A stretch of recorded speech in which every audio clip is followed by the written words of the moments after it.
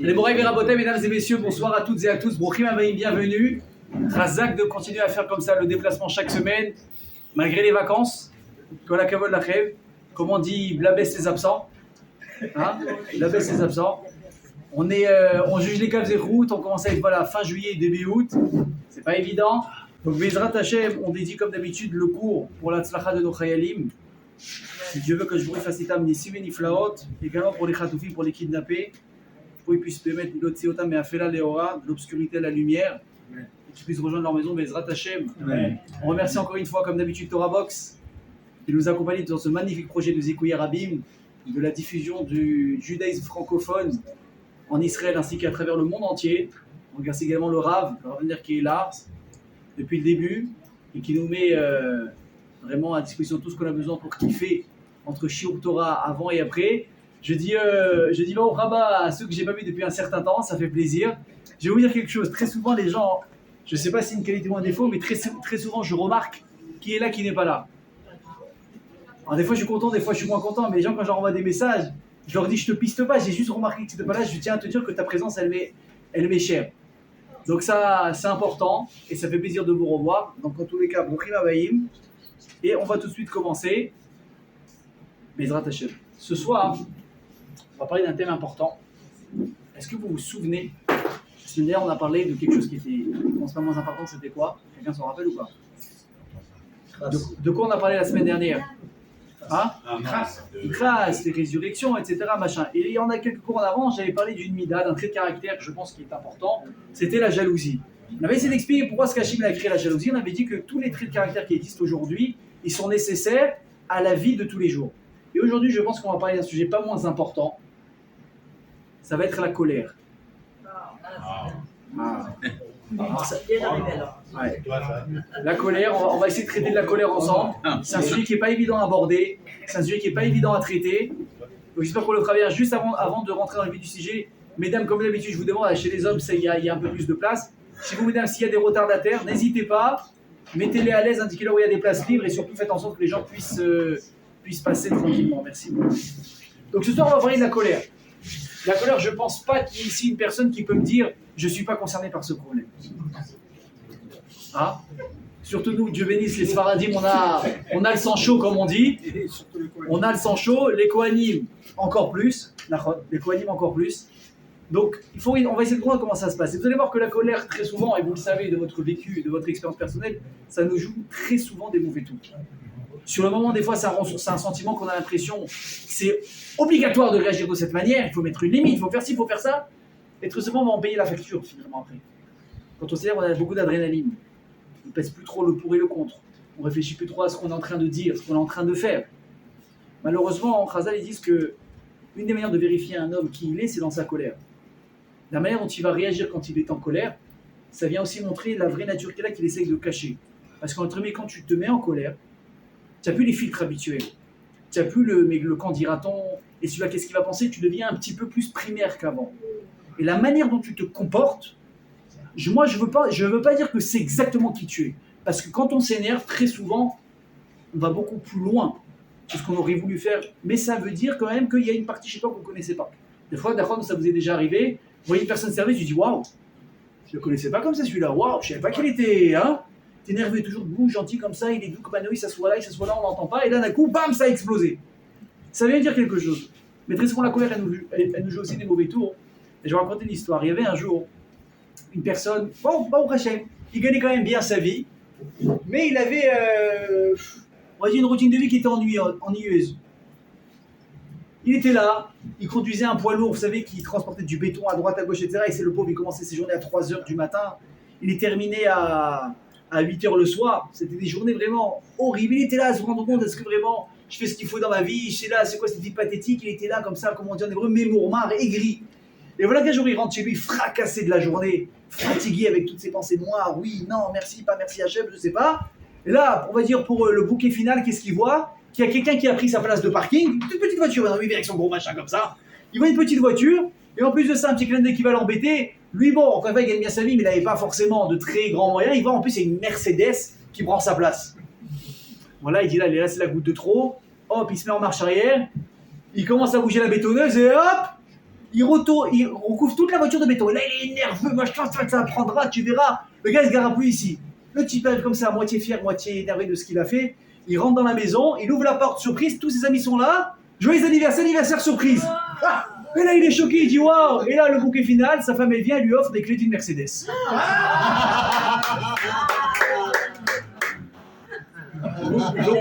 Donc vous imaginez qu'il aura regretté un petit moment son histoire de colère. Ça, c'était pour la blague. Maintenant, plus sérieusement, on est tous soumis à un moment donné ou l'autre à la colère. Alors, il y en a, je pense, la vérité, qui sont beaucoup plus sujets à ça que d'autres. Il y a des gens qui sont de nature beaucoup plus nerveux. Il y a des gens qui sont plus calmes. Ça fait partie de la nature humaine, on est tous différents. Mais vous allez voir que sans juger personne, j'aime bien prendre souvent les visages principaux de la Torah pour nous montrer de qui on doit tenir notre conduite aujourd'hui. Aujourd'hui, on va encore parler aussi de Moshe Rabbeinu. Sachez que même Moshe Rabbeinu, Ha'anav Mikol Adam Ashirat Bnei Adama, comme on l'a dit, le plus humble, le plus exemplaire, etc., même lui, il s'est mis en colère. Même lui s'est mis en colère, et malheureusement, ça va lui coûter cher.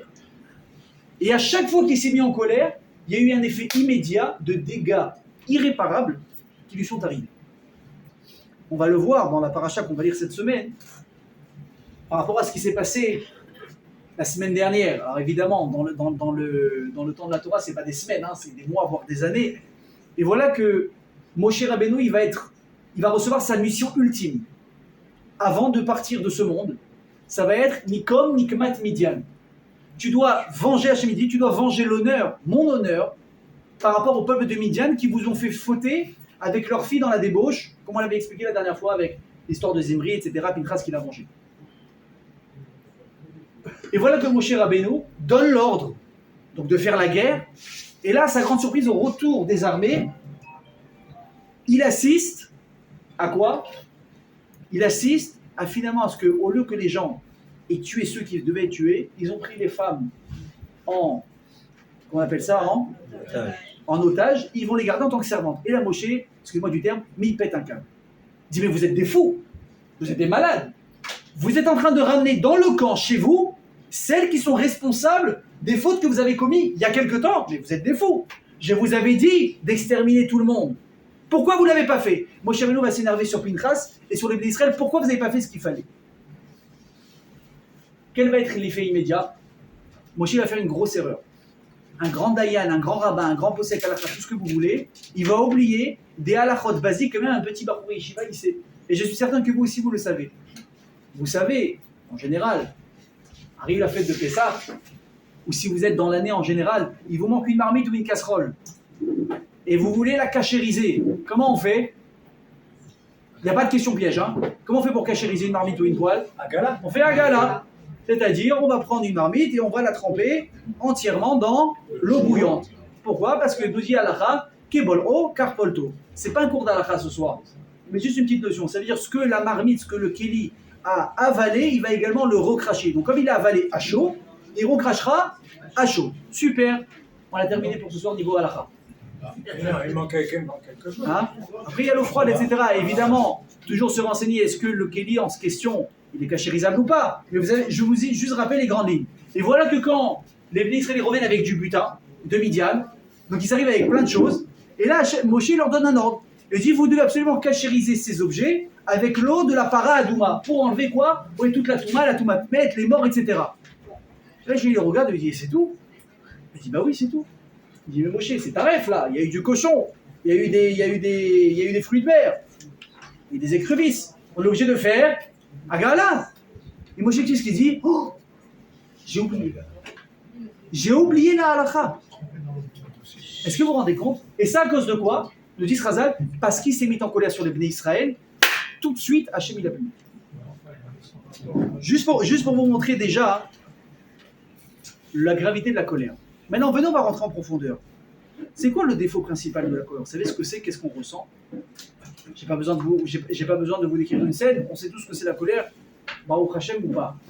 Mais la colère, quand on la ressent, quelqu'un te dit un mot, il t'a vexé, il t'a dérangé, il t'a blessé, quelqu'un t'a fait quelque chose, et ça commence à bouillir, là tu vois la chose qui t'a fait, Même si c'est une petite chose, tu le vois quoi? Un monstre. Là. Oh là là, alors là, moi je vais laisser passer ça. Tu sais à qui tu parles? J'adore moi la phrase. Tu sais qui je suis?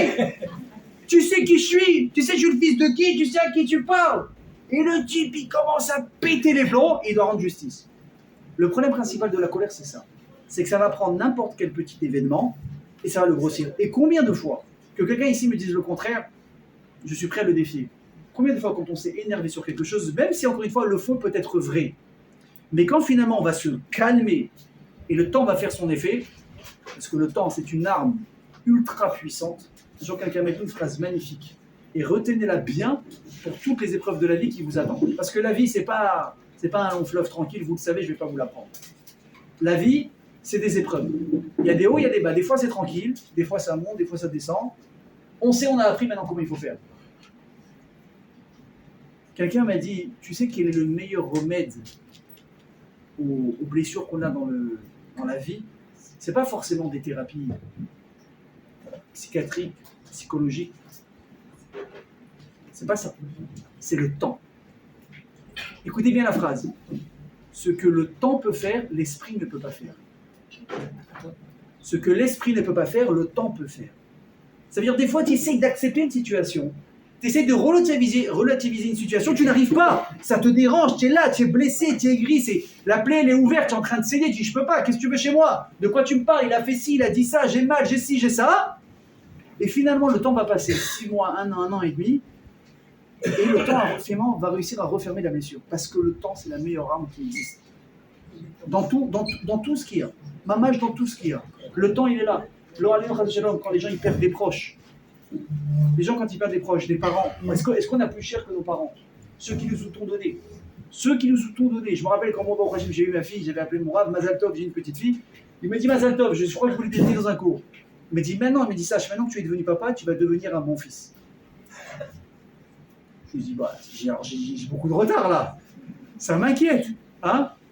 J'ai beaucoup de retard. Il me dit non, maintenant tu vas comprendre. Et après j'ai compris ce que ça veut dire parce que je l'ai vécu. Tu vas voir à quel point on aime un enfant, à quel point on donne de manière nos limites. Et c'est que dans un sens. Qu'est-ce qui te fait un bébé quand il est petit? Qu'est-ce qui te fait un bébé? Il te fait changer des couches, il pleure au milieu de la nuit, il a mal au ventre, après il a mal aux dents, et après il grandit, et après il casse, après il salit, et après il t'a fait des Picasso sur le mur. Tu deviens fou. Et pourtant tu l'aimes. Parce que plus tu t'investis pour quelque chose, et plus finalement tu vas t'attacher à lui en retour. C'est incroyable. Alors après, quand il grandit, évidemment, il y a les sourires et les machins. Mais ta reste, il ne te sert à rien. Il t'ajoute que des contraintes et des problèmes. Mais tu l'aimes. Et là, tu comprends quelque chose, tu dis, mais c'est incroyable. Si moi, j'aime cet enfant comme ça, mais moi aussi, je suis finalement l'enfant de quelqu'un.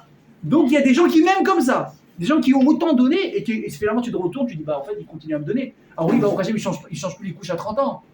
Mais si c'est un problème, ils sont là. Qui tu vas trouver dans ta vie quand tu auras des galères? C'est ta famille. Comme un jour quelqu'un a dit, c'est extraordinaire avec Facebook.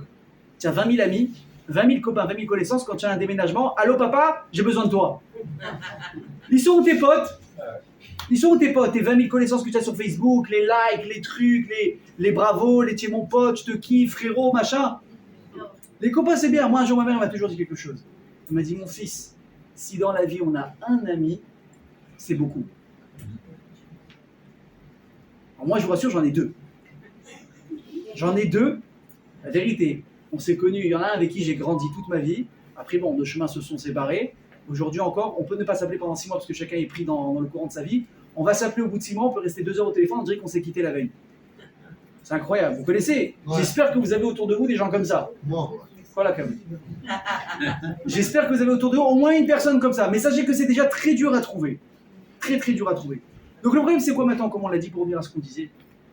Le temps c'est bien. Mais sur le moment, qu'est-ce qu'elle fait la colère? Elle te fait grossir. Mais elle te rend énorme la situation. Et là, tu t'énerves. Et finalement, quand le temps va passer, tu vas dire, oh là là. Finalement, c'est vrai qu'il a dit ça. Mais est-ce que ma réaction elle était justifiée? Sur le moment, tu es persuadé que oui. Mais après coup, tu te rends compte que non. Donc déjà, le premier piège, c'est ça. C'est que tu vas réagir, tu vas mettre toute ta rage dessus. Mais tu vas te rendre compte qu'en fait, c'était complètement disproportionné. Et des fois, les gens ils te regardent, tu te dis, mais attends, même s'il a raison, mais il est complètement fou. Tu as vu dans quel état il s'est mis, tu as vu comment elle a crié, tu as vu comment elle a parlé, tu as vu comment elle a ci, comment elle a ça. Pourquoi? Parce que sur le moment, la personne, elle a vu, hein, vous vous rappelez la dernière fois quand il y a eu l'histoire du du petit visiteur qu'on avait eu ici, vous vous rappelez ou pas? Ah, vous vous rappelez ou pas? Qu'est-ce que je vous ai dit? Elle est partie. Hein? Elle est partie. Non, elle est restée, en plus de ça, elle est revenue. Ah, vous parlez de l'invité. J'ai pris la personne qui avait été touchée par ça. Oui, mais elle est partie, elle est sortie. Oui, mais sachez qu'elle est revenue et après elle a eu peur. Je lui ai dit, écoutez, sachez que si vous êtes venu ici, elle m'a dit c'était la première fois que je venais au cours de Torah. Ah, Je lui ai dit, écoutez, c'est extraordinaire parce que c'est-à-dire que le Yetzirara, il vous a attendu d'Afka à vous pour vous écœurer. Si vous revenez, vous avez tout compris. Elle est revenue, bon, Hachem, elle fait partie des fidèles maintenant tous les lundis soirs. elle est là. C'est extraordinaire. Et oui, elle est là également ce soir. Mais c'est quoi la différence entre un homme et une femme? On l'avait dit la dernière fois. Un mec, il voit un cafard. Bon, il voit un cafard, c'est écœurant, oui. Mais une femme, elle ne voit pas un cafard. Qu'est-ce qu'elle voit? Un éléphant. Un éléphant. Bon, ça ne veut pas dire que vous êtes forcément en colère, hein, je vous rassure, vous n'êtes pas tout en colère, mesdames. Ok? Et d'ailleurs, je vais vous dire quelque chose. Quand on s'énerve dans ces moments-là, de colère, de trucs, on est en train de péter les plombs, Chazal nous dit, et c'est quelque chose de très vrai, c'est que des fois, un moment de colère, un mot mal placé, une attitude qui est vraiment inappropriée, peut abîmer des années de construction. Vous prenez un couple. Est-ce qu'il y a un meilleur exemple que ça? Est-ce qu'il peut y avoir un meilleur exemple que ça? Un couple, il se marie, il commence, il construit une confiance, léa, doucement, 1 mois, 2 mois, 6 mois de bénéfice de mariage, 1 an, ils sont contents, et là on arrive à une épreuve difficile dans la vie, manque de parnassa, problème de shalom bayit, il y a des doutes sur ci, il y a des doutes sur ça, hop, ok, je fous la liste, et votre Hachem, elle est longue pour les épreuves, et là, lui ou elle, il s'énerve, l'autre il dit, mais je l'ai jamais vu comme ça. Et là, d'un coup, tout de suite, il y a la question, mais attends, est-ce que je ne me suis pas trompé finalement de mari ou de femme? Tu as vu ce qu'il a dit? Tu as vu comment il m'a parlé? Tu as vu comment il m'a blessé? Et tu dis d'accord, mais ça fait 1 an et demi qu'on est ensemble, tu me connais maintenant? Enfin, quand je dis on est ensemble, on est mariés, hein, évidemment. Il dit, tu me connais maintenant? Et tu dis oui, enfin, je pensais te connaître. Ça se trouve, je me trompe. Des fois, un moment de colère, ça peut bousiller des mois, voire des années de construction. Donc c'est le piège vraiment. Il y a les paroles qui dépassent les pensées. C'est vrai aussi, mais malheureusement, et je ne vais pas vous l'apprendre, madame, même si je peux vous dire demain, la parole que j'ai dit a dépassé ma pensée, si je peux rappeler s'il vous plaît, messieurs et mesdames, de mettre le téléphone sur silencieux. Je sais qu'il y a des gens qui sont venus un peu plus tard, donc ils entendent du premier message, c'est pas grave. En tout cas, pour vous répondre, vous savez très bien, vous mesdames, que si quelqu'un un jour vous dit « je suis désolé, mais ma parole a dépassé ma pensée », vous allez le croire. Mais ça n'empêche pas qu'il y a une blessure, il y a une marque qui est faite. Il y a une cicatrice, surtout les dames, elles sont plus sensibles, comme dit la Gemara. Il faut faire attention. Pourquoi faire attention? Parce que Dima'ata Metsuya, de par sa nature, sa larme est toujours beaucoup plus proche de son œil que nous les hommes. Nous, avant que tu pleures, il en faut. Une femme, tu lui dis quelque chose, tu l'as un petit peu vexé. Tu vas voir avec la maman, tu dis qu'est-ce que j'ai fait? Des fois, apprendre, c'est comme ça. Ok? Donc je vais refaire la parenthèse. Mais la question, les amis, est-ce que, à votre avis, selon ce qu'on vient de dire maintenant, la colère, c'est positif ou pas? La colère, ça n'a l'air en aucun cas positif. Donc la question que je vous pose, comme je l'avais posée pour la jalousie à l'époque, quand on avait fait le cours, c'est que si la colère est quelque chose de négatif, pourquoi il l'a mis dans l'être humain? Vous imaginez, la Gemara va dire quelque chose de très fort. Kol Nishekoes, tout celui qui se met en colère, Keilou, Oved Avodah Zara, c'est comme si qu'il a fait de l'idolâtrie. On va expliquer ensuite, mais dans le cours, pourquoi est-ce que ça s'appelle de l'idolâtrie? Pourquoi tu dis pas de la débauche? Pourquoi tu dis pas un merde? Aucun rapport avec l'idolâtrie? Je me mets en colère avec quelqu'un, ça y est, d'un coup, je me suis prosterné devant, je sais pas moi, un bout de cactus. Ça veut rien dire. Elle est où la logique? Mais alors, si c'est tellement mauvais, pourquoi est-ce que je il va dire de le faire? Enfin, pourquoi il l'a mis à l'intérieur de nous? Pour répondre à la question, il faut revenir au sujet qu'on a ouvert au début. On a dit que Koshbrou dit à Moshe, regarde, avant de mourir, tu prends, il faut maintenant effacer Midian, il faut entre guillemets se venger de ce qui s'est passé. Moi, la question qui se pose, quand je l'ai lu évidemment, c'est quoi? C'est attends, mais je comprends pas. Je rappelle que quand il y a eu la faute de la débauche, il n'y avait pas un peuple, il y avait 2 peuples. Il y avait Midian et il y avait Moab. Les 2 ils sont venus pour nous faire fauter. Parce que Koshbrou il dit, moi j'ai un problème avec qui? Uniquement avec le peuple de Midian. Et l'autre, alors, qu'est-ce qui s'est passé? Tu l'as oublié? Il s'est barré, il t'a donné un shochan, un pot de vin. Tu dis, ok, on s'arrange à la même, j'ai fait passer le dossier en dessous, vous allez être tranquille. C'est pas possible. Réponse. En général, quand des pays se font la guerre, surtout quand il y avait des guerres de conquête, etc., machin, en général, il y a 2 raisons pour lesquelles les gens ils vont se déclarer la guerre, surtout à l'époque. C'était soit pour des raisons de territoire, par exemple, c'est ce qui va se passer avec la Russie et l'Ukraine. Ça c'est à moi, ça c'est à toi, ça c'est à moi, ça c'est à toi. C'est une vieille dispute qui remonte à très longtemps. Et là, Poutine a décidé de passer à l'action, il dit ok, je vais reprendre ce qui m'appartient. Et ça fait combien? 1 an et demi? 1 an et demi qu'ils sont en guerre? Plus même. 2 ans. 2 ans, vous imaginez, 2 ans de guerre sur des territoires. Première raison. Deuxième raison, c'était quoi beaucoup aussi à l'époque? Des questions de religion. Des questions de religion, quand il y avait eu les croisades, etc. Qu'est-ce qu'ils voulaient? Il dit tout le monde doit se convertir maintenant au quoi? Au christianisme. Ça n'existe pas une autre religion. C'est ou ça ou tu meurs. Après, il y a eu aussi évidemment l'époque de l'islam. C'est où tout le monde se convertit à l'islam ou rien du tout. Le seul, la vérité, c'est pas pour être le faillot parce qu'on est juif, mais est-ce que nous, on a cherché à convertir quelqu'un au judaïsme? Au contraire. Au contraire, chez nous, on nous apprend que quelqu'un qui veut se convertir, entre guillemets, tu dois lui faire la vie dure avant de l'accepter. Pourquoi? Pour vérifier. Est-ce que ses intentions sont bonnes, sont mauvaises? Est-ce qu'elles sont lishma ou pas lishma? Est-ce qu'il veut se convertir pour Dieu? Ou parce qu'il a repéré une petite feuille là-bas dans le mariage de son pote? Il se dit, bon, moi je suis un patos, c'est une feuille. Si je me convertis, j'ai réglé le problème. Il faut voir. Et pourquoi c'est un problème de se convertir par intérêt? Tu dis, bon, eh ben écoute, après tout, chacun son chemin. Lui, ça a été pour la Torah, lui, ça a été pour une femme. Après tout, finalement, on est tous juifs. On est tous Charlie, j'en sais rien comment est-ce qu'on va appeler ça. Petit il dit pas du tout, t'as rien compris. Pourquoi t'as rien compris? Qu'est-ce qui perd qui a vote? Si tu aimes quelqu'un pour une chose, c'est très dangereux. Pourquoi? Parce que im betela davar, betela avar. Si une personne, je veux dire en général, sans parler de juif et pas juif, en général, méfiez-vous, mesdames et messieurs. Un jour, vous rencontrez quelqu'un, personne vous plaît, de près, ça va. Mais tu te rends compte que tu ne l'aurais pas choisi comme époux ou comme épouse si elle n'était pas la fille de un tel ou s'il n'avait pas cette situation ou qu'il n'avait pas telle place sociale, etc. Je dis finalement, si je lui enlève ce point-là qui t'attire énormément, est-ce que tu vas l'épouser ou pas? Réponse non. Mais bon, maintenant il a, donc je vais faire le pas. C'est très dangereux. Pourquoi c'est très dangereux? Parce que si tu n'aimes pas la personne pour ce qu'elle est, mais uniquement pour ce qu'elle représente, pour peut-être ce qu'elle a, c'est très grave. Parce que le jour où elle va peut-être perdre cette chose en question dont on parle maintenant, qu'est-ce qui va se passer? Batela adava, batela ava. Si la chose disparaît, l'amour aussi, elle disparaît avec. Parce que finalement, cet amour, elle reposait sur quoi réellement? Sur cette chose qui n'est plus aujourd'hui. Et c'est pareil aussi dans la conversion. Pourquoi tu veux te convertir au judaïsme? Ah, parce que tu es amoureux de quelqu'un. Et si demain tu l'aimes plus? Si demain il t'aime plus? Si demain il te trompe? Si demain finalement tu te rends compte que c'est pas celui que... Toute la raison pour laquelle finalement tu t'es converti, c'était quoi? C'était lui ou bien c'était elle? Batla d'abord, batla. Et donc ça disparaît. Donc on est obligé à chaque fois de se renseigner. Ces Garbanim font des vraies enquêtes. Ils sont censés en tout cas faire des enquêtes. Qui tu es, d'où tu viens, pourquoi, tu trucs, les enseignés, elle n'a pas connu quelqu'un, il n'a pas connu quelqu'un. C'est quelque chose d'important, on ne fait pas rentrer n'importe qui chez nous. Imaginez après, je ne rentre pas dans toute la fraude de Guéroute, c'est quelque chose qui est très complexe. Mais si on se rend compte que depuis le début ça a été un grand fake, donc des fois même la Guéroute, la conversion elle ne tient pas. Maintenant elle s'est mariée, donc qu'est-ce qui se passe à votre avis? C'est une catastrophe. Donc vraiment ouvrir Les yeux. vraiment 4 paires d'œil si c'est nécessaire. Donc maintenant on revient à ce qu'on a dit. Comme c'est qu'Akadosh Baruch Hu, il n'a pas demandé la vengeance sur Moab et uniquement sur Midian. Il a dit regarde c'est simple.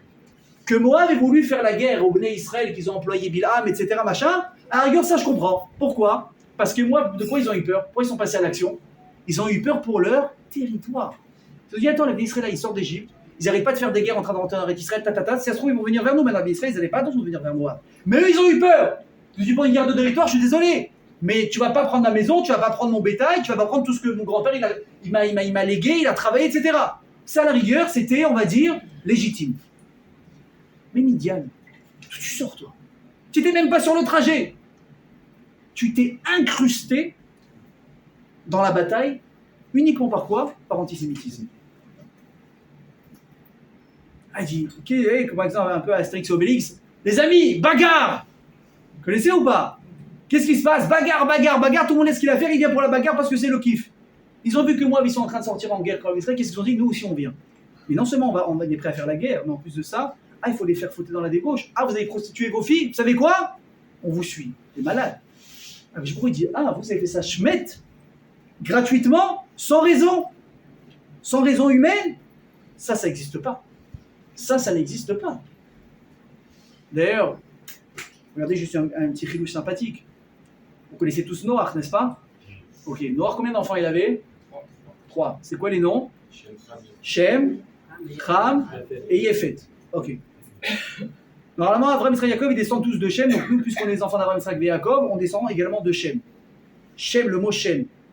Comment on dit en hébreu d'être antisémite? Antisémite. Quand il y a quelqu'un qui est antisémite, c'est que tu n'aimes pas l'origine du juif déjà à l'état pur. Tu es anti-Shem. Et on descend tous du Shem, le fils de Noach. Vous vous rendez compte? Il n'y a rien qui est laissé au hasard dans la Torah. Donc Dieu, qu'est-ce qu'il dit? Il dit, on doit se venger. Qui est envoyé à la guerre pour faire ça? Celui qui a commencé, comment on dit en hébreu, à matril be mitzvah. Celui qui commence mitzvah, qu'est-ce qu'on lui dit? Omrimlo, gmor. Termine là. Qui a commencé déjà à venger l'honneur d'Akadosh Baruch Hu? Pinchas. Celui qui a tué les Hébreux, on a parlé de ça pour la semaine dernière. Donc on l'envoie au poteau, qu'est-ce qu'on lui dit? Va tuer. Finis ce que tu as commencé. Et on sait que Pinchas, entre guillemets, il fait cette erreur de ramener également des filles dans le camp. Et là, Moshe, il s'énerve. Comme on l'a dit, Moshe ne s'est pas énervé qu'une fois. À travers l'histoire, il s'est énervé 3 fois. Alors ça paraît drôle de dire ça. Moi, si on me dit que dans le mois, je me suis énervé que 3 fois, c'est déjà flatteur. Je ne vous parle pas d'un mois ni d'une année, je vous parle d'une vie entière. Et pourtant, la Torah, elle a compté, elle a dénombré les nombres de fois où Moshe Rabbeinu s'est mis en colère. Vous imaginez? Vous savez pourquoi? Parce que quand vous êtes un leader, et les gens vous regardent, ils vous observent, ils vous scrutent. Pourquoi ils font ça? C'est pas forcément parce qu'ils vous attendent au tournant. C'est parce qu'on est en train, exactement, on essaie de prendre exemple de ces personnes. Et malheureusement, plus la personne elle est importante, dès qu'elle va faire le moindre faux pas, elle va dire un mot un tout petit peu déplacé ou toi tu le dis tous les jours avec ton pote quand tu prends un café. Et le gars, parce qu'il a une barbe ou une kippa ou parce qu'il s'appelle, je sais pas moi, ça peut être un avocat, un maître ou le président ou un rab ou ce que vous voulez, il va, hop, sa langue elle va un petit peu fourcher. Oh là là, tu as vu comment il a parlé d'être un ban, tu as vu ce qu'il a dit. Mais toi tu dis qu'il faut pleurer tous les jours. Pourquoi lui tu le pointes du doigt? Parce que lui c'est un leader, moi je suis guillemets, je suis personne. Je suis un monsieur commun, comme tout le monde. Mais lui, on l'observe. Que je vous dis à Moshe, dis-toi, je suis désolé. Elle dit, je regarde comme quoi la finesse d'un cheveu. Elle dit, tu n'as pas le droit à l'erreur. Parce que plus tu montes en niveau, plus tu es admiré, plus tu es regardé, plus tu es observé. Et moins tu as le droit à l'erreur, malheureusement. C'est comme ça. Comme je vous l'ai dit plusieurs fois dans les cours. Et je le répète. Grand poste, grande carrière, grande responsabilité. Si nous, et je le répète à chaque fois, si nous on proclame haut et fort qu'on est le Hamanifra, on est le peuple élu d'Akadosh Baruch Hu, c'est pas pour prendre la grosse tête, mais c'est pour montrer l'exemple. On se doit d'être irréprochable. Malheureusement, quand il y a un chilou Hachem, quand on entend qu'il y a des juifs qui ont fait des arnaques, des ci, des ça, mais on se fait déchirer. C'est ça les juifs avec leur Torah, Zarma, ils prônent à chaque fois l'honnêteté, etc., etc. On se fait taper dessus. Maintenant, les gens ensuite, malheureusement, c'est pas pour prendre l'exemple de ça, mais le monde entier fait des arnaques et des magouilles. Mais qui à chaque fois on va pointer du doigt?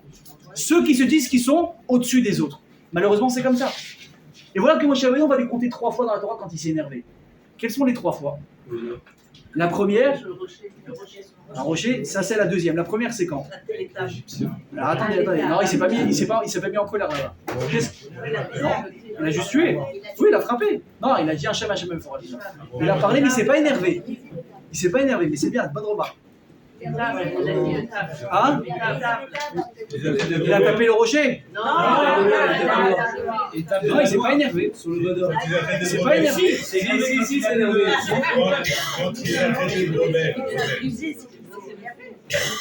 Il faut, les amis, il faut lire les mots, il ne faut pas interpréter les agissements de quelqu'un, il faut lire les mots de la Torah. Quand il y a marqué Kaas, Katsaf, il y a marqué qu'il a fait un agissement. Il y a un tzaddik ici qui a dit un truc avec des gens, il a dit voilà, à l'époque d'Égypte, voilà qu'il a tué un Égyptien qui battait un Juif. J'ai dit c'est vrai qu'il a tué. Il a dit un nom de Dieu, il est mort. Il n'a jamais marqué qu'il s'est énervé. Pourtant, il a dit non, il a regardé, il a dit toi, il n'y a personne qui va sortir de toi, ding boum, il a fait tomber. Ok? Quand c'est la première fois que Moshe s'est énervé, on assiste à Rosh Chodesh Nissan. Qu'est-ce qui se passe à Rosh Chodesh Nissan? L'inauguration du Mishkan. L'inauguration du Mishkan, extraordinaire, moment incroyable. La première fois que je il va résider officiellement entre les humains. De folie.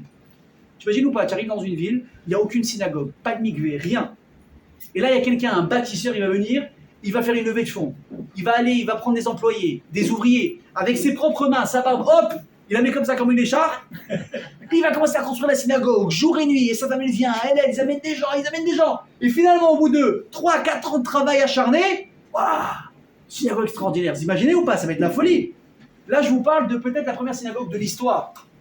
Hachem qui vient, là, on sait qu'Hachem est là, c'est quand on sait que c'est la Kedusha. La différence c'est qu'aujourd'hui on ne voit plus ce qu'on voyait à l'époque. Là on voit carrément, imaginez, vous voyez un nuage descendre tous les jours, Et vous savez que c'est Dieu qui est là. Moment extraordinaire de Kedusha. Et on sait qu'à ce moment-là, il y a aussi un moment maintenant dramatique, ça va être la mort des enfants aînés d'Aaron Akohen, Nadav et Abihu, qui vont mourir. Donc là, Aaron et ses enfants, ils sont automatiquement en deuil, n'est-ce pas? Et voilà que dans le service qu'on doit approcher quand même dans les corbanotes, ils vont pas manger certains corbanotes. Parce qu'ils sont en deuil. Et là, Moshe, il va s'énerver. Mais dis-moi, vous êtes malade. Là, maintenant, vous commettez des impairs. C'est le jour le plus kadosh de l'histoire. Vous mangez pas de corbanotes. Il va s'énerver sur Aaron et sur ses enfants. Et Aaron, il va lui dire, mais Moshe, tu te trompes. Pourquoi tu te trompes? Tu as mal compris ce qu'il a dit à Kadosh Baruch Hu. Hachem, il a dit de ne pas changer, de ne pas faire de différence malgré la situation par rapport aux corbanotes exceptionnels qui concernent l'inauguration du Mishkan. Mais les corbanotes habituels comme ceux de Rosh Chodesh qu'on a apportés tous les mois, ça on avait le droit de faire une différence. Et pourquoi Moshe s'est trompé? Parce qu'il s'est mis en colère. Et il s'est planté. À cause de ça. Deuxième moment, c'est quand? Vous l'avez dit tout à l'heure. Il a fait Méod. Vous savez que Moshe au début, il savait qu'il devait parler au rocher. Mais quand il a rassemblé tous les bénis Israël, il a commencé à leur faire des reproches. Qu'est-ce qu'il leur a dit? Eliaou? Il leur a dit quoi? Il leur a dit, vous êtes des rebelles. Shimona Amorim. Écoutez, bande de rebelles. Il a dit, Amina Salazé Notzilachemaïm. Est-ce que de ce rocher, on pourra vous faire sortir de l'eau alors que vous pensez que ça y est, on va mourir de soif et vous plaignez encore et encore? Il a perdu patience. Parce qu'il s'est mis en colère. Au lieu de parler au rocher comme c'était prévu, d'entrer en guillemets dans son élan, il va taper le rocher. Et là, malheureusement, ça va peut-être être le geste qui va le coûter le plus cher. Vous le savez. Il y avait Myriam et Neviat qui avait un rocher qui de l'eau. C'est vrai, ça dit que mais à un moment, quand Myriam et Nifteret, le puits il a disparu aussi. Donc il fallait trouver une nouvelle source d'eau. Razak. Très belle intervention de Peter. Et qu'est-ce qui s'est passé? Et qu'est-ce qu'il va lui dire? À cause de ce que tu as fait maintenant, où vous ne m'avez pas sanctifié, toi et Aaron, vous ne rentrerez pas en Israël. Donc deuxième fois. Et troisième fois, c'est comme on l'a dit, c'était la fois où quoi? Où il a demandé de faire la guerre à Midian. Et au retour des bénis Israël, quand ils sont rentrés, qu'est-ce qu'il leur a dit? Pourquoi vous avez ramené des servantes ici? Il fallait les tuer, celles qui vous ont fait fauter. Et il s'est trouvé dans la halachot, on a dit, de cachérisation. Maintenant, je vous repose la question. Les Chaora, apparemment, la colère, c'est quelque chose qui est complètement proscrit. Complètement proscrit. On n'en veut pas de la colère. Mais moi, quand j'ouvre mon livre et je regarde Pirkei Avot, qu'est-ce qu'il y a marqué là-bas? La Pirkei Avot, il te donne des mesures d'une quelqu'un qui est chassid. C'est quoi un chassid? Chassid, c'est le top. C'est une personne qui est admirable. Quelqu'un qui fait plus que ce qu'il faut. Et évidemment, à l'inverse, tu vas avoir le rachat. Et le Pirkei Avot, il parle de la colère. Et comment il décrit qui est le rachat et qui est le chassid? Écoute bien ce qu'il dit Pirkei Avot. Il te dit Racha noach lichos vekaché irtzot. C'est quelqu'un qui s'énerve, mais à une vitesse, je ne dis pas de quelle origine il est, ça va me faire des problèmes encore. Mais tu lui dis un mot de travers, tu es passé devant, t'as un truc, tu l'as bousculé, tout de suite il s'énerve. Et après, en plus, une fois que tu l'as touché, avant que le gars il te pardonne, tu as voulu demander Mechila, viens je te paye un coup, viens je t'invite à la maison, tu viens Shabbat, je te paye un resto, non. Le gars il faut 2 ans avant qu'un jour il accepte de te réadresser la parole. Il y en a des comme ça. Mais je suis désolé, je vous rapporte les mots de Razal. Quelqu'un qui est Noach lichos vekaché irtzot, qui se met en colère facilement et qui est très dur finalement à amadouer, à calmer, à qui faire le shalom, puis on dit ça, c'est un rachat. Vous imaginez? Il faut faire attention. Il faut toujours comprendre, les amis, je vous dis, Bémet, il faut toujours être capable de redonner des vraies dimensions aux situations de la vie. Dans n'importe quelle situation. Un jour, j'ai entendu un truc magnifique, mais c'est vrai, parce que quand moi j'arrive à le mettre en application, ça demande beaucoup de force mentale. Mais quand on arrive face à une situation qui nous, des fois, qui nous prend de court, qui nous fait mal, qui nous vexe, des gens parlent mal de vous, des gens vous ont fait du mal, toutes les raisons que vous voulez, vous avez perdu de l'argent, chas v'shalom, vous avez des vraies galères, et vous êtes angoissé, vous dormez plus la nuit, vous mangez plus, vous avez toutes les raisons du monde, vous savez quelle est la vraie dimension d'une épreuve dans la vie? C'est celle que vous acceptez de lui donner. Je répète, quelle est la vraie place qu'occupe une épreuve dans votre vie? C'est celle que vous lui accordez. C'est-à-dire, si vous vous laissez humainement, et c'est humain, vous connaissez quand on a des angoisses, on pense, et attention, au niveau penseur, on est imbattable. Au niveau penseur, on est un bâtard. Il y a eu beaucoup de Sifré Moussar qui ont été écrits grâce aux penseurs juifs. Mais je ne parle pas de ces pensées positives, je parle des pensées négatives. Et là, tu t'es fait un film.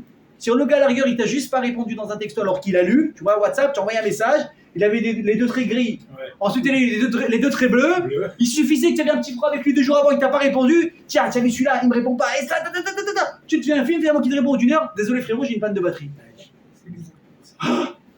Mais pourquoi tu t'es fait un film comme ça? C'est toi. Ça, c'est un exemple qui vous fait rire, mais même les exemples de la vie. Tous les problèmes, ils ont la place que vous acceptez. Une personne qui a un problème d'argent, il dit ok, ça me dérange, c'est vrai que c'est une galère, mais j'accepte de lui donner dans ma vie la place que moi je lui accorde. Pas que lui, il essaye de me voler dans ma vie. C'est très important. Ok ou pas? Donc cette personne-là maintenant qui vous a vexé, il faut pas en vouloir aux gens comme ça. Non, mais il m'a pas dit. Frérot, calme. Ça va. Qu'est-ce qui s'est passé? T'as mal parlé, il t'a vexé, baissé d'air, mais arrête de laisser la place à l'imagination. Remets les choses à leur place. Sinon, avant, tu vas t'appeler un rachat, tu perds dans les deux sens. Vous savez, des gens qui s'énervent facilement et que c'est une galère après à renouer avec eux, les gens, au fur et à mesure, qu'est-ce qui se passe? Ils s'écartent. Ils te disent quoi? Mais lui, c'est un barge. Mais non, il peut, encore une fois, une personne n'est pas forcément toute noire. Elle a des bonnes midotes, elle peut être gentille, elle peut être généreuse. Mais si à chaque fois, quand tu es avec lui, tu dois réfléchir à 4 fois avant de dire une phrase. Et si tu as dit, le gars, il peut se lever et te faire un scandale en plein resto ou à la maison, au Shabbat, il t'éclate la table de Shabbat parce que tu lui as dit ça, tu dis, c'est bon, à un moment donné, j'en peux plus, moi. J'en peux plus. Ouais, des fois, malheureusement, il y a des femmes où les hommes, ils se plaignent dans le Shalom que quoi? Il est trop nerveux, elle est trop nerveuse, c'est pas possible, c'est invivable, ça vient, on dit quelque chose, ça part tout de suite, il n'y a pas de proportion. Tu peux être vexé, tu peux être énervé, mais apprends à dire les choses, apprends à passer. Ça, c'est rachat. Tu dis Pirkei, et c'est quoi le chassid? Écoutez bien. Il dit c'est quoi le chassid? C'est cacher l'irchos venoach l'irtzot. C'est celui qui est facilement.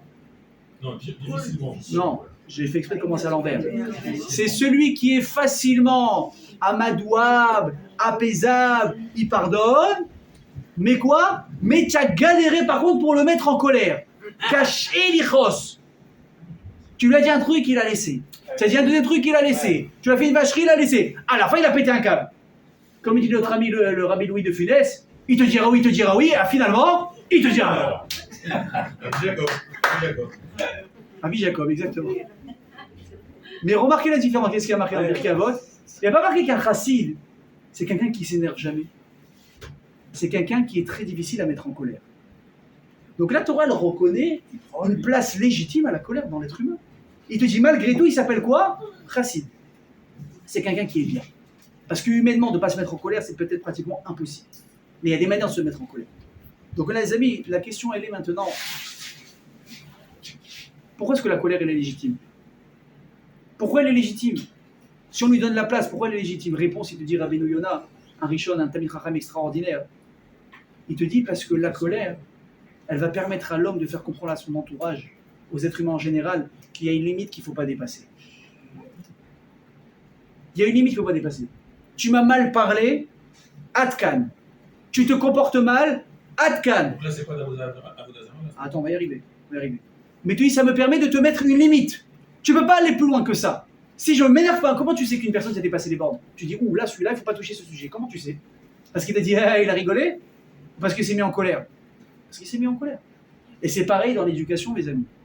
L'éducation des enfants. Comment un enfant, il sait? Parce qu'un enfant, vous savez, Baruch Hashem, il te teste. Du matin au soir, toujours il est en train de tester la limite.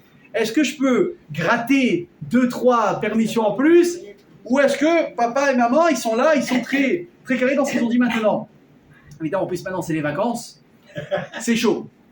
Il n'y a plus de centre aéré, il n'y a plus de Keitana. On les a sur le ventre, il faut s'en occuper, Baruch Hashem. Alors, naturellement, je vous donne un conseil, il faut aussi être un peu plus cool. C'est pas grave, laissez-les dormir un petit peu plus tard. Ils vont regarder un peu plus de dessins animés, soyez cool, un peu plus de glace. Ça va, c'est les vacances. Moi, je me rappelle, quand j'étais plus petit, on avait des règles très strictes à la maison. C'était les vacances, vous savez qu'on pouvait gratter un petit peu. Et voilà, et comme ça, un enfant, il sort les vacances. Comme vous savez, si tu le sors pas, tu l'amènes pas, je sais pas moi, au kikar, dans une ferme, dans un droite, à gauche, il vit un petit peu comme les vacances à la maison. Je me couche plus tard, je me lève plus tard, on peut manger un peu plus de ci, on peut manger un peu plus de ça. C'est normal. Mais quand tu veux montrer à un enfant qui doit pas, il y a une limite à pas dépasser, qu'est-ce que tu fais? Tu dis, oh! Ah non, et le gosse, il sait. En général, quand vous avez fait votre éducation correctement, même si on a tous droit à l'erreur, l'enfant, il sait exactement quel point il peut toucher, quel point il ne peut pas toucher. Moi, j'ai parlé avec des gens qui ont des enfants, pas de l'âge de la mienne, mais des ados. C'est chaud les ados à gérer. Hein? C'est chaud les ados à gérer. Il fait vraiment chaud. Moi, je suis plus ado. J'ai été ado. Je pense que moi aussi, j'ai eu ma période où j'ai fait suer mes parents. Ok? Mais moi, je suis aussi en contact avec beaucoup de jeunes. C'est difficile un ado. C'est pourquoi c'est difficile. Parce que non seulement il te donne du fil à retordre, il est là, il cherche son autorité, il cherche son territoire, il cherche à marquer sa place, il veut sa place, etc. Mais l'ado en général, il se recherche déjà lui en premier. Il se cherche à lui. Est-ce que je veux faire ça dans ma vie? Est-ce que je veux faire ça? Est-ce que je veux faire ça? Ils sont mes centres d'intérêt principaux. Est-ce que si, est-ce que ça me marie? Gagner de l'oseille, faire des études ou gagner tout de suite. C'est un grand balagan toute cette histoire. Mais même des gens qui ont des ados, ils m'ont dit, tu sais, mais dis-moi, je sais qu'il y a des conflits que je commence même pas avec mes enfants quand ils ont 20 ans. Mais dis, je dis à ma femme, mais ne commence même pas. Ils veulent faire un truc, je ne commence même pas le débat parce que je sais qu'on va pas arriver jusqu'au bout. Ça, c'est une intelligence d'éducation. Tiens un truc que tu sais que tu peux tenir jusqu'au bout. Sinon, tu perds ton autorité. Si tu as dit non, tiens-le. Mais réfléchis avant de dire non. Il ne faut pas dire non systématiquement. Moi, un jour, quelqu'un m'a donné un super conseil. Il m'a dit, tu sais que si tu arrives à éduquer avec le moins possible le mot non, tu as gagné. Si je veux dire non, alors je dis quoi? Qu'est-ce qu'il me dit? Il me dit, mais tu peux détourner. On verra. Pourquoi pas? Peut-être la prochaine fois.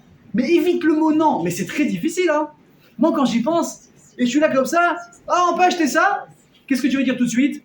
En plus, pour peu que tu es sur ton téléphone, tu n'as pas les nerfs, qu'est-ce que tu réponds? Non. Alors, qu'est-ce que tu veux dire? La prochaine fois, machin, et tu as évité le non. Maintenant, c'est sur un truc mémouchard qui va durer en temps en négociation, il faut être intelligent. Par contre, il m'a dit, eux, ils savent qu'il y a des choses dans lesquelles ils ne vont même pas s'aventurer. Parce que la limite, elle est mise depuis très longtemps. Il sait que là, c'est comment on appelle Cavadum, c'est là la ligne rouge. Tu ne pourras pas passer jusque-là. Donc ça, c'est une manière de, entre guillemets, d'utiliser sa colère pour dire aux gens, il y a une limite. Et le Rambam, il va dire, mais finalement, comment est-ce qu'on va traduire cette colère correctement? Il dit, par exemple, que si vous prenez une éducation, c'est l'exemple qu'on vient de prendre maintenant, il dit, tu veux te mettre en colère parce que tu as un petit qui a fait une bêtise, ou parce que tu veux le réprimander, tu veux le gronder. Il a dit, écoutez bien ce qu'il dit, le Rambam, c'est un génie. Il dit, là, je vous donne des clés, vous allez devenir des magiciens de l'éducation grâce à ça. Il dit, tu rentres, tu dois gronder ton fils, tu te mets en colère, mais simplement, tu parais en colère, mais à l'intérieur de toi, tu es très calme.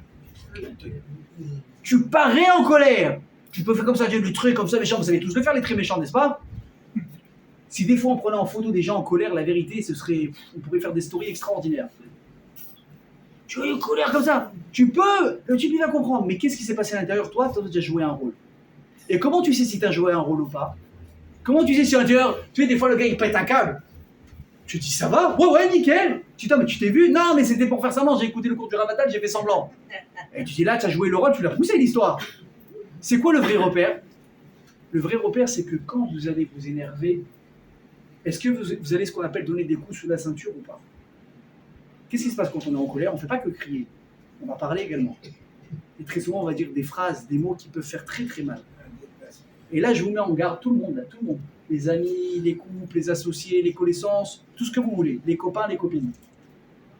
Jamais, s'il vous plaît, au grand jamais, ne vous permettez pas d'utiliser ce que quelqu'un vous a dit en se confiant à vous, une faiblesse qu'il a, une douleur qu'il a, un trauma qu'il a, et finalement, au moment de colère, vous allez essayer de le toucher parce qu'il vous a touché sur autre chose, tu prends le flingue qu'il t'a donné dans les mains pour ce truc, et tac, tu lui tires dessus. Y a pas, on est d'accord ou pas? Il n'y a pas pire. Tu sens une sensation de trahison, de douleur. Je dis, mais comment tu es capable, toi, mon ami à qui je me suis confié, tu dis, même mes parents, je n'ai pas parlé de ça. J'ai parlé qu'à toi. Il n'y a que toi dans le monde entier qui sait ce sujet-là, et toi, tu t'es permis de retourner ça contre moi pour me rabaisser. C'est horrible de faire un truc comme ça. Je vous dis la vérité, il n'y a pas de mots pour décrire. Le gars, c'est une pourriture. Quelqu'un qui fait ça, c'est une pourriture. Tu n'es pas capable de te contrôler. Tu n'es pas capable, ok, ouais, mais lui aussi m'a fait mal. C'est vrai. Mais tu es capable de toucher aussi bas. Ou bien, vous savez quoi? Tu n'as pas fait ça, tu n'as pas retourné une expression sur l'autre par rapport à lui ou par rapport à l'autre. Mais tu as dit des mots qui ont fait mal. Et tu sais, quand tu connais bien la personne, tu sais exactement la personne ce qu'elle veut entendre et ce qu'elle ne veut pas entendre. Tu le sais. Et tu sais que si tu dis cette phrase-là, ça va lui faire mal. Sachez que si vous êtes arrivé à ce stade-là, vous avez complètement foiré la mission. Si à vos enfants, vous leur dites « Non mais t'es nul à l'école, t'es un dbar », ça tu l'as éduqué, mais tu l'as tué. Le gosse, il rentre dans sa chambre en train de pleurer, même s'il a envie de travailler un livre de maths, vous ouvrez une Mishnah, qu'est-ce qu'il se dit? Mon papa, maman, elle m'a dit quoi? Je suis un dbar. Et déjà à 3 ans, le gars il sait mieux parler arabe que français. Il faut faire attention à ça. Ça, c'est la meilleure règle. Donc il te dit, le Rambam, ça c'est une des manières de savoir comment est-ce qu'il faut parler. En résumé, te dit le Rambam, tu peux parler sur le sujet de la dispute qui te concerne avec la personne, mais ne jamais t'attaquer à la personne elle-même. Ça s'appelle un coup sur la ceinture. Ça, tu n'as pas le droit. Tu peux dire, ça me dérange ce que tu as dit, je ne le vois pas comme ça, mais t'attaquer à la personne, dans tous les cas, tu as foiré. Que tu l'aies dit avec un sourire ou pas un sourire, tu l'as tué, tu lui as fait mal. Maintenant, je vais vous poser une question un petit peu extraordinaire. C'est une question qui fait évidemment un grand débat, mais c'est une question que je vais vous poser à travers une histoire. Un jour, il y a un rav qui raconte, il était à la synagogue. Vous savez, les enfants, ils jouent en dehors de la synagogue. Ils jouent au Shabbat, machin, ils s'amusent, le foot, machin. Normalement, il y a la cour, et les enfants qui sont sortis en dehors de la synagogue. Ils ont joué près de la route. Malheureusement, le Ralem Bolalchem arrivait ce qui devait arriver. Il y a un enfant qui était un peu trop proche de la route, il y a une voiture qui est passée, elle a blessé. Ok? Elle a blessé tout de suite, on l'appelle, Rav, le petit, il s'est fait mal, machin, hôpital, Shabbat, les urgences. Catastrophe. Donc maintenant, le type, c'est un Tamid Racham, il est en train, il fait ce qu'il faut pour soigner son fils avec l'hôpital. Et il se pose une question. Il se dit, mais est-ce que ce qui s'est passé maintenant, écoutez bien, c'est un événement un petit peu hasardique, c'est arrivé comme ça, parce que ça devait arriver, les enfants ils courent, ils jouent, ils s'amusent, ils se font mal, ou c'est un message d'Akadosh Baruch Hu, ou c'est un message du bon Dieu. Moi je vous dis ça maintenant, quand une personne elle vient vous faire mal, elle vous a mis en colère, elle vous défie, elle vous vexe, est-ce que c'est un envoyé du ciel, ou bien il est entre guillemets indépendant, il a le libre arbitre, il te fait schmette pour t'embêter? Ah, ça c'est dur, hein. Ça c'est dur. Ça je vous dis, moi quand j'ai préparé le cours, j'ai beaucoup réfléchi. Avant de regarder la suite, j'ai réfléchi. J'ai dit, comment moi je pense? Comment moi je pense? Quand une personne vient en conflit avec moi, est-ce que je lui dis merci, j'ai compris le message, ou bien je lui rentre dedans? Je rentre dedans. Je rentre dedans. Je rentre dedans. Alors il y a deux écoles. Il y a deux écoles. Il y a ceux qui vont dire je lui rentre dedans, je pense que c'est peut-être la majorité de la population. Et il y a peut-être quelques personnes exceptionnelles qui vont te dire mais non, mais c'est un message d'Akadosh Baruch Hu. Mais là, en général, soyez intelligent. Quand le gars il te dit ça pendant que t'es énervé, tu veux l'étrangler lui aussi. Qu'est-ce qu'il dit Razal? En mifaisin beshat kaaso. Quand une personne elle est en colère, tiens, tu le vois comme ça, il est rouge, il a passé toutes les couleurs. Il est en colère, tu le vois bouillir, il tient plus en place, c'est un fou. Il a enchaîné déjà 3 cigarettes, il est toujours pas calme. Il est là, il est en colère, et toi tu viens, tu joues le bon samaritain. Mais non, faut pas prendre ça comme ça. Je le connais, Pierrot. C'est un amour. Il ferait pas la haine. Je dis, mais tais-toi, je vais te tuer toi aussi avec lui. Et qu'est-ce qu'il dit? Il dit, c'est un malade celui-là. Oui, c'est un malade. Il dit, la Gemara, c'est pas lui qui est malade, c'est toi qui as mal fait. Sachez-le. Elle n'est facile de chatkas. N'essaye pas d'apaiser une personne pendant qu'elle est en colère. Pourquoi? Parce que maintenant elle n'est pas là. C'est pas elle. La personne quand elle s'énerve, c'est pas la personne que tu connais habituellement. C'est pas comme ça. Attends. Comme on l'a dit, laisse passer le temps. Il faut donner le temps au temps. C'est comme ça. Et une fois que le gars il a un petit peu réatterri, tu peux lui parler, lui faire entendre raison. Donc la question alors, qu'est-ce qui se passe? Quand il nous arrive des choses dans la vie, des fois des choses, des épreuves, mais là encore une fois on parle de la colère. Quelqu'un il est venu, il t'a dit quelque chose qui t'a fait mal ou il t'a fait quelque chose de vache. Est-ce que c'est le bon Dieu ou est-ce que c'est la personne qui a le libre arbitre? On sait qu'on a tous le libre arbitre. On le sait. Alors comment ça marche? Sachez que c'est une discussion immense entre des géants. Un qui s'appelle le Sefer HaChinuch et l'autre qui va s'appeler le Rachaim HaKadosh, Rabbi Chaim Ben Attar, dont on a fêté l'Aïloula il y a quelques temps, qui est enterré à Jérusalem à Har-Hazeitim. Il y a vraiment deux écoles. Tu as le Chinuch qui va dire, écoutez bien, que puisque la personne, elle a complètement le libre arbitre, tout ce qu'elle fait, c'est quoi? C'est à Kadosh Baruch Hu qui lui dit de le faire. Que ce soit dans le bon ou dans le mauvais. Puisque quoi? Que Kadosh Baruch Hu c'est lui qui dirige tout dans le monde. Ça n'existe pas une chose qui arrive sans qu'elle ait été voulue par Kadosh Baruch Hu. Donc une personne qui te fait du mal, une personne qui te dit un truc, tu vois, qui t'a bien fait mal, qui t'a pourri bien ton Shabbat. Tu es venu à un mariage, tu t'es fait beau, tu t'es fait belle, tu te prépares en deux trucs, qu'est-ce qu'elle te dit? Ah, t'as acheté la même robe que l'autre, t'as copié sur elle, rac! Elle t'a tué la soirée. Et là tu dis quoi? Mais qu'est-ce qu'elle est vache celle-là, mais qu'est-ce qu'elle est mauvaise, hein? Elle t'a pourri la soirée. Tu es arrivé en mode bombe sur tapis rouge, tu as envie d'une chose, c'est de partir de faire aucune photo. Alors c'est elle ou c'est le bon Dieu? Il te dit le chinour, ça n'existe pas qu'une parole elle sorte de la bouche d'une personne sans qu'Hachem il est exactement visé vers toi. Une preuve qu'on ramène, quand David Améler, le roi David, il était poursuivi par son fils Avshalom qui voulait donc prendre le pouvoir, il a voulu tuer son père, c'est une histoire de dingue. Une histoire de dingue. David Améler, qu'est-ce qu'il dit dans les Tehillim? Il dit à Kajoro, Kol mishbarecha vegalecha ala yavaru. Il a dit toutes les vagues et toutes les épreuves qu'une personne elle peut passer dans sa vie, je les ai vécues. Vous imaginez? David, il dit, j'ai passé toutes les épreuves de la vie inimaginables qu'une personne elle peut passer. Il faut être 10 pour avoir des épreuves en général. David dit, à moi seul, je les ai toutes vécues. Et pourtant, qui s'est resté? David Améler. Celui qui va écrire le livre par excellence de louanges à Kajbro qu'on appelle jusqu'à aujourd'hui les... Incroyable, ça nous fait réfléchir. Et lui, qu'est-ce qu'il vit? Peut-être une des choses les plus dures à vivre. Ton enfant, à qui tu as donné la vie, à qui tu as donné, comme on l'a dit au début du cours, autant d'amour, tu t'investis autant, c'est pas aujourd'hui qu'il ne te respecte pas, qu'il ne te calcule pas, qu'il te parle mal. Le mec, il veut te faire la peau. Il veut te tuer. Et il doit s'enfuir. Et voilà qu'un jour, il est en fuite. Et il y a quelqu'un qui va s'appeler Shimi Ben Gera, qui va voir David et qui va mal lui parler. Mais en David, c'est le roi. Et on sait que Morel Bemalchut Chayav Mita, quelqu'un qui manque de respect au roi, il est Chayav Mita. Donc il y avait les hommes de David, ils ont voulu maintenant prendre l'épée et tuer. Il dit, attends, David, qu'est-ce qu'il a dit David Améler? Non. Pourquoi? Hachem Amarlo Kalem. C'est Akash Baruch qui lui a dit de maudire. Il a dit, arrêtez. Maintenant, à la fin de sa vie, David Améler va dire à Shlomo, son fils, il faut que tu le dises parce qu'il était Morel Bemalchut. Mais sur place, quelle a été sa réaction? Hachem Amarlo Kalem. C'est Akash Baruch qui lui a dit de mal parler. Pour l'instant, j'agis pas. Mais on a le Rachaim Akadosh. Et là, il te dit, oh... Moi, j'aimais des fois, je les mets comme ça dans un ring de boxe tous les deux, j'essaie de les imaginer l'un contre l'autre. Je me dis, tu racontes. Je lui ai dit, c'est vrai qu'un jour, évidemment, il dirige le monde. Mais Hachem, il a donné à la personne dans le monde ce qu'on appelle le libre arbitre. Et un homme, il doit être responsable de ses agissements, de son comportement et des paroles qui sortent de sa bouche. Sinon, c'est trop facile. Ah, c'est pas moi, c'est bon Dieu, tu imagines ou pas? Ouais. Tu passes dans la rue, tu le parles mal, tu parles mal, qu'est-ce que tu te dis? C'est pas moi! Tu connais ou pas? Pose-toi des questions! Et pose des questions, tu vas prendre une bâche, tu vas voir les questions que je me pose. Pose-toi des questions. C'est toi qui as parlé, pose-toi des questions. Tu vas après, tu veux que je t'amène des preuves? Il ramène 2 preuves extraordinaires. La première, c'est quoi? C'est quand on assiste à la vente de Yosef. Vous savez qu'avant de vendre Yosef, les frères, qu'est-ce qu'ils avaient l'intention de faire? Ils passaient à l'acte. Ils avaient fait un beddin, Sanhedrin, ils avaient dit celui-là, il est chayav mita. Bon, c'est très profond l'histoire.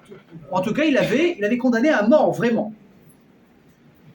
Il vient à Réhouven, il dit ma betza. Il dit pourquoi est-ce qu'on va tuer notre frère? Venez, on ne le tue pas. Qu'est-ce qu'on fait? Venez, on va le jeter dans un puits. Qu'est-ce qu'il dit la Torah? Bord et Kenboma, il n'y avait pas, le bord était vide et il n'y avait pas d'eau dedans. J'ai dit ici, Lévi, je ne sais pas qu'il n'y a pas d'eau. Réponse, de l'eau, il n'y a pas. Alors, il y avait des serpents et des scorpions à l'intérieur. Qu'est-ce qui va se passer si tu le mets dedans?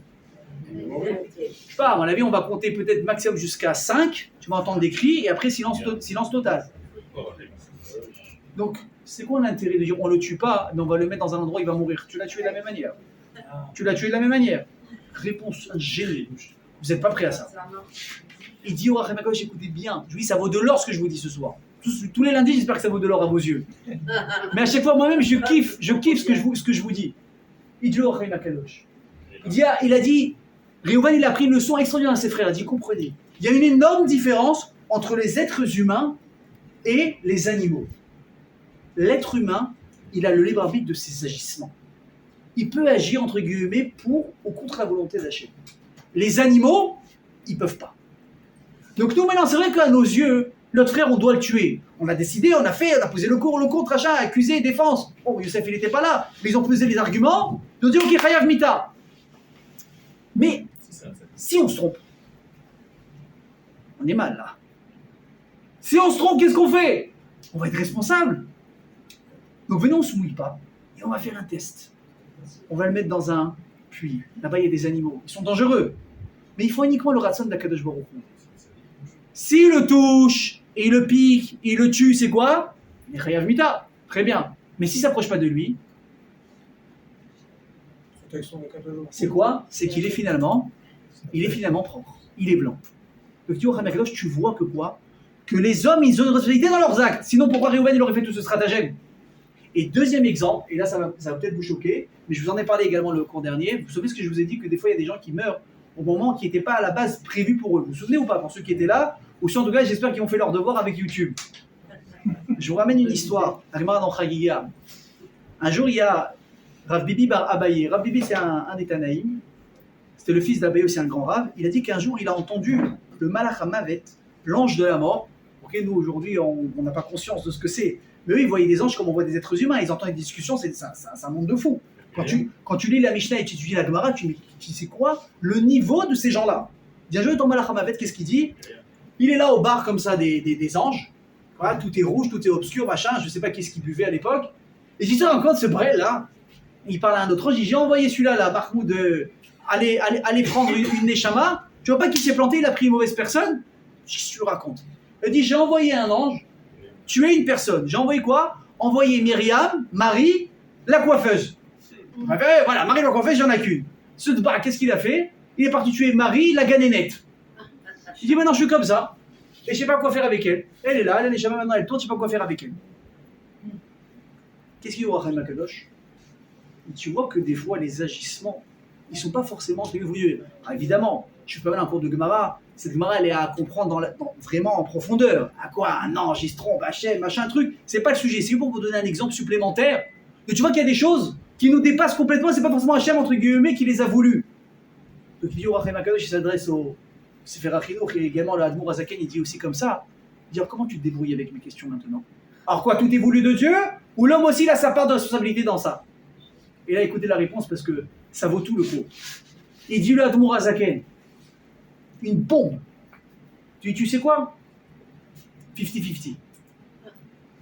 Il dit, évidemment que tout vient d'Akadosh Baruch Hu, il faut être sûr, Be'emuna Shlema. Il n'y a rien qui se passe dans le monde sans la volonté d'Akadosh Baruch Hu. Mais, évidemment, mais avec un M majuscule. Mais, même si Hachem, des fois, il veut quelque chose, et que peut-être sur la personne, il y a la volonté de Dieu que, on peut lui faire des problèmes à celui-là. Il y a Hachem, il est OK. Tu sais quand est-ce que l'homme, il peut prendre place dans ce schéma, et te faire du mal ou pas, t'atteindre ou pas? Il dit, c'est une différence. Si une personne, elle est nickel, personne ne peut la toucher. Mais si une personne, elle est comme ça, alors là, si Hachem il te dit, écoute, moi je suis OK, un type il peut venir se salir les mains avec son libre arbitre et te faire du mal. Ça veut dire qu'en réalité, quand on a des choses dans la vie qui vont se passer, tu dois absolument comprendre le message. Parce que c'est vrai que c'est lui qui t'a dit ça ou qui t'a pas dit ça. Mais dis-toi que si tu avais été nickel, tu n'aurais pas pu être touché. Combien on a eu d'histoires? Mais c'est de la folie. On n'est pas forcément obligé de remonter à l'époque de la Mishnah de la Gemara. Vous parlez maintenant, il y a quelques centaines d'années, au Maroc, avec la famille Abou Khatsera, on l'entend, un jour, il y a un lion qui se baladait dans la ville. Mais la ville entière, elle s'est enfermée à la maison. D'un coup, tu vois un tzaddik qui sort les mains dans les poches comme ça. Il voit le lion, il le regarde, le lion, c'est devenu un caniche. Chaim Akadosh aussi. Tu dis, comment c'est possible un truc comme ça? Je pense bien sûr que c'est possible un truc comme ça. Le type, il est tellement nickel que la nature, elle se prosterne devant un tzaddik. Alors quand ils disent, maintenant, on n'est pas des tzaddikim, nous. On n'est pas des tzaddikim. Mais est-ce qu'au moins, au quotidien, tu essaies de faire ton maximum? Tu as une épreuve. Alors si tu dis, bon, allez, je m'en fous, de toute façon, allez, tout le monde le fait. Tu connais ou pas ça, la petite phrase à la fin qui va, quand tu as la blanche, je le fais pas. Bah, finalement, après tout le monde le fait. Et hop, tu passes du côté obscur de la force. Il dit que bon, c'est dommage. C'est dommage. Parce que si tu te comportes bien, les gens ne pourront pas. Les gens ne pourront pas. Ils ne pourront pas t'atteindre. Donc les amis, pour terminer. Maintenant, la personne, elle t'a mis en colère. Elle t'a touché. On a compris. Ça vient d'Akadosh Baruch Hu parce que ça devait t'arriver. Comment tu fais maintenant, toi, pour faire en sorte de ne pas tomber dans le panneau, finalement, de la mauvaise réaction? Le type, il t'a touché, le type t'a fait du mal. Tu sens que c'est en train de monter. Ça monte. Et le mec s'arrête pas. Il parle. Et bam, tu exploses. Comment tu fais pour pas exploser, finalement? Et pourquoi Kol Miché, Koes Kilo Bedavozara? Je ne vous l'ai pas dit ça. On a dit tout celui qui se met en colère, c'est comme s'il avait fait de l'idolâtrie. Il te dit, le Rhinoch dit, mais c'est très simple. Si tout est voulu d'Akadosh Baruch Hu, tu n'as pas le droit de te mettre en colère. Parce que ça voudrait dire qu'en fait que quoi? Tu n'acceptes pas ce que Dieu a décidé pour toi. Donc c'est que tu ne reconnais pas la décision parfaite d'Akadosh Baruch Hu. Alors c'est comme si tu crois en autre chose. Non, Hachem là, il a déliré là. Il a fait n'importe quoi, il s'est embrouillé dans les dossiers, il m'a puni alors que j'aurais pas dû. Non, c'est forcément il s'est trompé. Donc tu ne reconnais pas la puissance suprême d'Akadosh Baruch Hu. Ça, c'est de l'idolâtrie. L'idolâtrie, c'est pas comme je l'ai dit de vous procéder devant un coq ou devant un âne. L'idolâtrie, c'est de ne pas reconnaître l'existence unique que ce qu'Hachem il fait est bien fait du début à la fin, malgré les questions, malgré les incompréhensions. C'est la raison pour laquelle on dit c'est Kilobé d'Avodazara. Donc comment je fais maintenant pour ne pas tomber dans le panneau, d'avoir une avéra aussi lourde sur les épaules? 3 manières de faire, et c'est par étapes. La première, c'est avec ça qu'on a commencé le cours tout à l'heure. C'est la notion du temps. Je vous l'ai dit, je crois, dans le cours dernier, où il y a 2 cours. Quand il y a quelque chose qui te dérange, et ça marche, moi j'ai fait l'essai, ça marche. Avant de répondre, compte jusqu'à au moins 10. Attention, hein, pas quand l'autre est dans la tirade, parce que quand tu l'as terminé, tac, tu retires. Non, attends qu'il termine. Et il attend. Toi, il attend. Alors, il va envoyer. Toi, tu attends. Vous savez, 10 secondes, c'est très long. Hein. 10 secondes n'a pas parlé, c'est super long. Et là, tu vois, ça a bouilli déjà. Tu as fait un méchoui extraordinaire. Et là, tu attends 10 secondes. C'est une éternité. Je vous mets au défi d'essayer. Vous me direz la semaine prochaine comment c'était. Parce que bon, on risque de vous mettre en colère cette semaine. On risque peut-être. Pour ceux, en tout cas, pour ceux qui ne sont pas parfaits comme moi, je dis. Ok? Comme ça. Compte 10 secondes. Tu vas voir que déjà, la moitié de ce que tu étais prêt à dire, d'un coup, hop, finalement, tu t'es un petit peu calmé. Vous savez qu'il y a un grand tzaddik, qu'est-ce qu'il faisait? Tzemar Tzedek, c'est un grand rab. Il avait ce qu'on appelle le manteau de la colère. C'est quoi le manteau de la colère? C'est que dès que quelqu'un le mettait en colère, à la maison, un élève, un enfant, sa femme, ce que vous voulez, il avait un manteau à l'étage, au fond de la maison, dans une armoire. Et dès qu'il voulait se mettre en colère, qu'est-ce qu'il disait? Amenez-moi mon manteau! Amenez-moi mon manteau! On a le temps d'aller chercher le manteau. C'est long! Elle monte les escaliers, traverse la maison, amène le manteau, fait le chemin inverse. Le temps qu'il mettait le manteau, Il a plus envie. déjà il s'est calmé. Donc déjà, le temps. Deuxièmement, c'est ce qu'on a dit également dans les cours tout à l'heure. Éviter le sujet qui est chaud. Tu sais maintenant, tu as compris qu'à la veille de Shabbat, dans la maison, il y a un sujet qui est chaud là. Tu sais, ou même des fois entre frères et sœurs, bon, franchement on se capte très bien, hein. Tac, tac, il y a un mot qui est parti, tu sais que maintenant ça c'est sensible, on t'est resté un peu sur ça. Non, ça te démange de reparler du sujet. Pourquoi? Parce que finalement, on peut se dire les choses, alors qu'est-ce qu'il y a? On peut plus parler ici, on peut plus dire ce qu'on pense, on peut plus parler, on peut plus s'exprimer, mais on est en démocratie, vous connaissez le baratin habituel. Tu sais que le sujet est chaud, alors ferme ta bouche. Ne parle pas de ça maintenant, parce que si tu touches un sujet qui est sensible, qu'est-ce qui va se passer? Ben oui, la plaie quand elle est ouverte, tu vas pas gratter dessus. Ah mais j'ai rien fait, j'ai juste dit un mot, oui mais la plaie elle est ouverte, ça fait mal. Donc déjà, laisse un peu de temps passer, évite le sujet qui fâche maintenant. Quand on a dit quelqu'un qui est en colère, quelqu'un qui est sensible, ne viens pas lui parler maintenant, ça va pas marcher. Attends que ça passe. Et tu reparles après. Et troisième chose, et ça c'est un défi qui est super dur à mettre en pratique. Il faut faire un deal avec soi-même. Encore une fois, vous savez que ce qu'on appelle en hébreu Mishma'at Atzmit, c'est quoi Mishma'at Atzmit? Il faut avoir de la discipline. Une personne, si elle veut réussir dans sa vie, elle doit se discipliner. Tu dois te mettre des conditions. Tu dis, écoute-moi bien, mon ami. Si ça arrive à partir de maintenant, quelle date on est aujourd'hui en français? Bon, fin juillet, ok. Ça, je fais le shalom. Vous avez vu ou pas? J'ai arrondi, hop, on passe le sujet.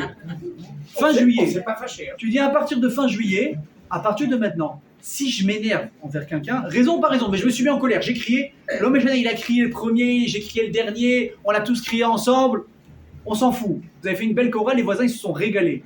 Les voisins ils se disputent, amène le popcorn. On compte les points. Dis-toi que si tu t'es mis en colère, dans tous les cas, tu devras aller demander pardon. Que tu aies raison ou tort, tu vas demander pardon sur le fait que tu t'es mis en colère. Or, si tu t'entraînes un petit peu à garder ça en tête, hein? Alors écoutez, je vous dis, il faut de la discipline personnelle. Si le type il se trompe à lui-même, on n'a rien gagné. Moi, je ne vais pas vous forcer à faire des choses. Une personne, quand elle décide qu'à partir du moment où elle fait un régime, elle fait du sport, elle va de ses études, le mec, il a réglé son réveil à 6h du matin, personne ne va le forcer à lever s'il ne veut pas. C'est lui qui va gagner ou bien c'est lui qui va perdre. Donc le type, maintenant, s'il sait dans son fort intérieur, j'ai envie de lui répondre, je vais la déchirer si je lui réponds, mais après, avec toute ma colère et mon ego, finalement, je vais sortir comme un prince, comme un lion, mais finalement, je vais me retrouver comme ça, baisser la tête pour demander pardon. Ça touche quoi? Ça touche l'ego. Le type, il dit, c'est quoi finalement? Au lieu de me rabaisser, je préfère fermer ma bouche. Je vous ai donné voilà 3 manières d'essayer au maximum de tomber sur ce côté qui est mauvais. Alors comme on a dit, et je vous l'ai dit aussi il y a quelques temps, que les traits de caractère, les midotes, il n'y a pas une seule mida dans l'être humain qui est mauvaise. On avait expliqué, on avait parlé de la colère, du stress, vous vous souvenez, la jalousie, etc. On avait dit que c'est la meilleure caisse à outils que le bon Dieu a donnée à une personne afin de réussir sa vie. Mais quel est le défaut de tout ça? C'est uniquement une chose. C'est pas le trait de caractère, c'est ce qu'on va appeler la mida. La mida, ça veut dire la manière dont ça va se propager dans la personne. Est-ce que tu vas apprendre à l'utiliser ou tu vas au contraire, tu vas devenir esclave de ça? Est-ce que tu vas apprendre à faire en sorte de devenir la meilleure version de toi-même grâce à ça ou tu vas finalement être esclave de ça? Alors voilà, je vais donner ce soir des éléments, j'espère qu'ils vont vous aider. En Yératson, surtout dans ces périodes de Ben Hametzarim, on sait, j'espère qu'on n'y arrivera pas d'ici 15 jours, mais si on y arrive, ce sera Tish Abéav. On sait que ce qu'on doit réparer, ce sera la Sinatrinam, ce sera voilà, cette haine gratuite, ce problème de comportement les uns envers les autres. Alors qu'on soit capable, vous savez quoi, si on a encore du mal à s'aimer les uns les autres, au moins qu'on arrive à se respecter, à ne pas se mettre en colère, c'est quoi, si c'est pas pour les autres, c'est peut-être pour notre déjà propre intérêt. Amen, Keneratson, Chazak à tous.